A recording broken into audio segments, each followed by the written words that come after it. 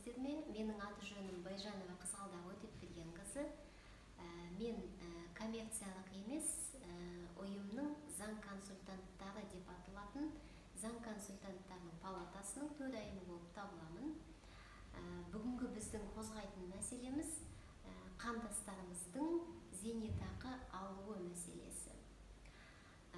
Енді бұл мәселеге тоқталатын болсақ, бұл жерде айта кететініміз, соңғы уақыттары бізге көптеген сұрақтар келіп түсіп жатыр. Ол сұрақтардың көпшілігі біздің қандастарымыздан, яғни осында Қазақстанда тұратын қандастарымыз, біз әсіресе Қытайдан келген, Қытай Халық Республикасынан келген қандастарымыз бізге былай деп жазып жатыр.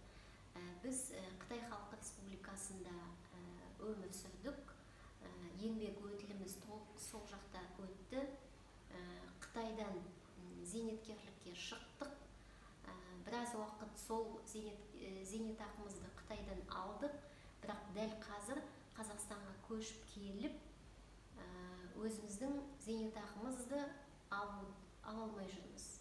Яғни ол Қытайда өмір сүрген кезде олар зейнетақыны алған, ал бізге қазір қалай көшіп келді, сол уақыттан бастап бұл зейнетақысы тоқталып қалған екен.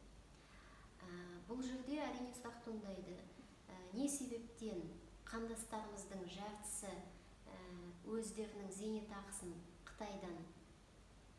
зейнеткерлікке Қытайда шығып, барлығы жартысы зейнетақысын бізден Қытайдан алады бізге келгеннен кейін, ал жартысы не себептен зейнетақысын ала алмай отыр деген сұрақ туындайды. Мінекей осы сұрақтың жауабын іздеп біз өзіміздің заңнамалық базамызды қарастырдық.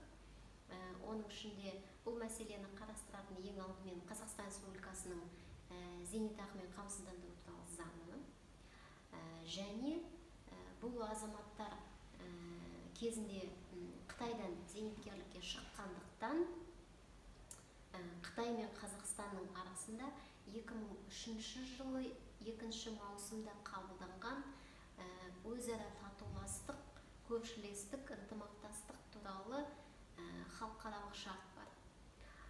Осы халықаралық шарттың 11 бабында былай делінген: екі тарап, яғни Қазақстан Республикасы бір шетінен және Қытай Халық Республикасы екінші жағынан әртүрлі мәселелер, оның ішінде білім, ғылым, туризм, спорт, әлеуметтік қамсыздандыру, мәдениет мәселелері өзара ынтымақтастықта қарастырылады делінген болды. Осы халықаралық құжатта жаңа мен айтып өткен 11 баптан басқа ешқандай мәселе қарастырылмаған. Яғни бұл кезінде 2003 жылы қабылданған халықаралық құжаттың олқылығы болып, енді мүмкін ол кезде қабылданбай қалған шығар. Бірақ дәл қазіргі күні бұл мәселе өте өзекті болып табылады.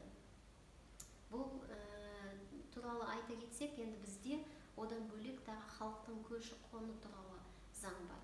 Осы заңда нақты айтылған зейнеткерлік мәселесі, яғни зейнетке шығу, зейнетақы төлеу, зейнетақымен қамсыздандыру мәселесі бұл ұлттық заңнамамен және халықаралық шарттармен реттеледі делінген.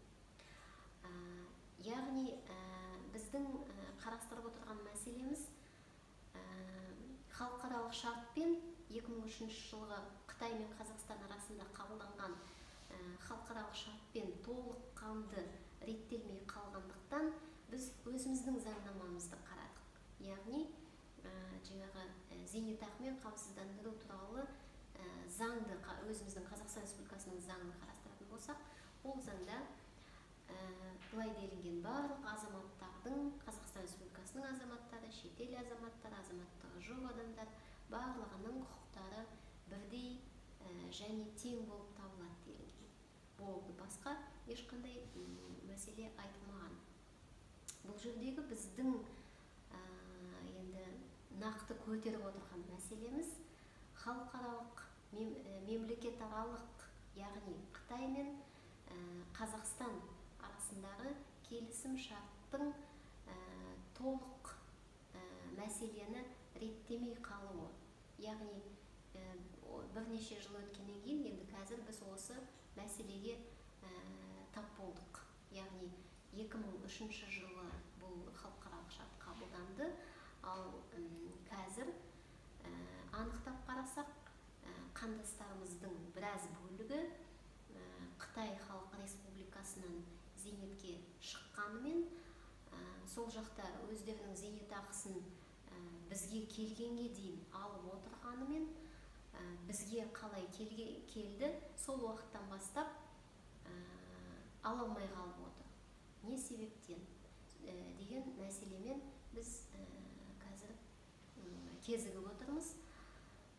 Сондықтан бұл жерде біздің нақты мәселенің шешімі ретінде қоятын сұрағымыз Қытай Халық Республикасы мен Қазақстан Республикасының арасында зейнеткерлік мәселесін, зейнетақы алу, зейнетақы төлеу, зейнеткерлікке шығу, яғни барлық зейнетақымен байланысты механизмдерді реттейтін нақтырақ бір құқықтық құжат, яғни тағы да бір халықаралық шарт ынтымақтастық жөнінде қабылданса деген бір ұсыныспен шығып айтып отыр едік. Мінекей, осы мәселе біздің бүгінгі тақырыбымыздың нақты өзегін құрайды. Назар аударғандарыңызға рахмет. Сау болыңыздар.